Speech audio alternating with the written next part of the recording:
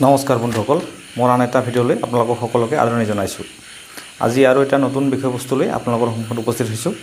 বন্ধুসকল, যোৱা 4 জুন তাৰিখে অষ্টাদশ যিটো আমাৰ লোকসভা ইলেকশ্যন হৈ গ'ল, তাৰে ফলাফল ঘোষণা কৰিলে। আৰু ইতিমধ্যে আপোনালোকে গমেই পাইছে যে যিটো NDA দলে 293 লাভ কৰিছে আৰু BJP দলে অকলেই 240 সিটছ দখল কৰিছে।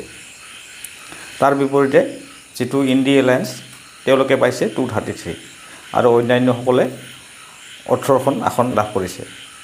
বন্ধুসকল, এইবাৰ যিটো ইলেকশ্যন হৈ গ'ল, এই ইলেকশ্যনত কিছুমান বিশেষত্ব আছে আৰু এই ইলেকশ্যনৰ সহায়ত আশা কৰা হৈছে যে ভাৰতবৰ্ষৰ ৰাইজে এখন সুস্থ গণতান্ত্ৰিক চৰকাৰ লাভ কৰিব।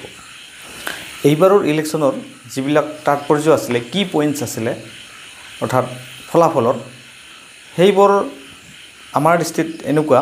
আপোনালোকে মন কৰিবচোন যে এইবাৰৰ যিটো লোকসভাৰ ইলেকশ্যন, তাত কোনো এটা ছিংগল পাৰ্টীয়ে যিটো আমাৰ মেজিক নাম্বাৰ 272 অতিক্ৰম কৰিব নোৱাৰিলে।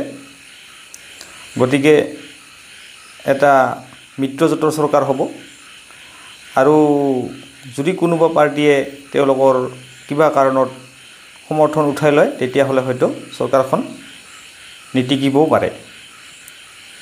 এই ক্ষেত্ৰত দেখা যায় TDP অৰ্থাৎ তেলেগু দেশম পাৰ্টী অন্ধ্ৰপ্ৰদেশৰ, তেওঁলোকে 16খন আসন লাভ কৰি এক বিশেষ চৰ্চাৰ বিষয় হৈ পৰিছে। সমাজবাদী পাৰ্টীয়ে 37 আসন লাভ কৰিছে। তৃণমূল কংগ্ৰেছে 29 আসন লাভ কৰিছে।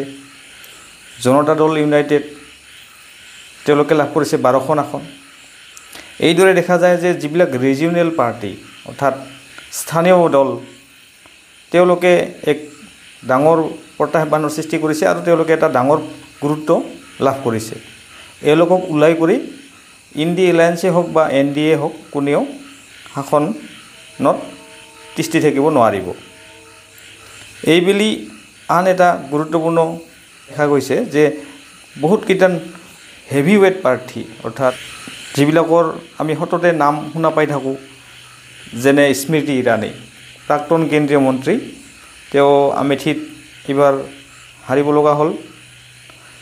আমাৰ জম্মু এণ্ড কাশ্মীৰৰ প্ৰাক্তন মুখ্যমন্ত্ৰী ওমৰ আব্দুল্লা, প্ৰাক্তন মুখ্যমন্ত্ৰী দিগ্বিজয় সিং, পশ্চিমবংগৰ বিশিষ্ট নেতা অধীৰ ৰঞ্জন চৌধুৰী, BJPৰ বিশিষ্ট নেত্ৰী মানেকা গান্ধী বা মেহবুবা মুফতি, এইবোৰ বৃহৎ বৃহৎ নেতাৰ পতন হ'ল, অৰ্থাৎ তেওঁলোকে জয়লাভ কৰিব নোৱাৰিলে। আনকি মোদী মন্ত্ৰীসভাৰ কেইবাগৰাকীও মন্ত্ৰীও এইবাৰ পৰাজিত হোৱা দেখা গৈছে। বন্ধুসকল, এইটোৱে এটা ইলেকশ্যন আছিলে যিটো ইলেকশ্যনত EVMক কোনেও দোষ দিয়া নাই।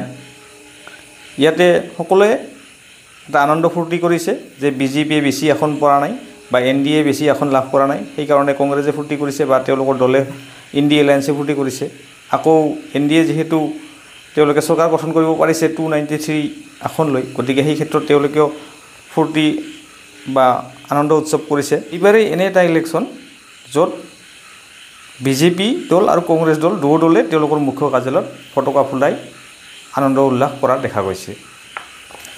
এই ইলেকশ্যনত আৰু এটা কথা লক্ষ্য কৰা হৈছে যে যোৱাবাৰৰ মণিপুৰৰ যিটো কাণ্ড, মণিপুৰ ইছ্যুটো খুব ডাঙৰ এটা ইছ্যু আছিলে আৰু তাতে এইবাৰ BJP দলে কোনো প্ৰভাৱ বিস্তাৰ কৰিব পৰা নাই আৰু তাতে 2খন আসন আছে, তাতে 2খনে কংগ্ৰেছে লাভ কৰিছে। গতিকে বন্ধুসকল, আজিৰ ভিডিঅ'টো ইমানেই।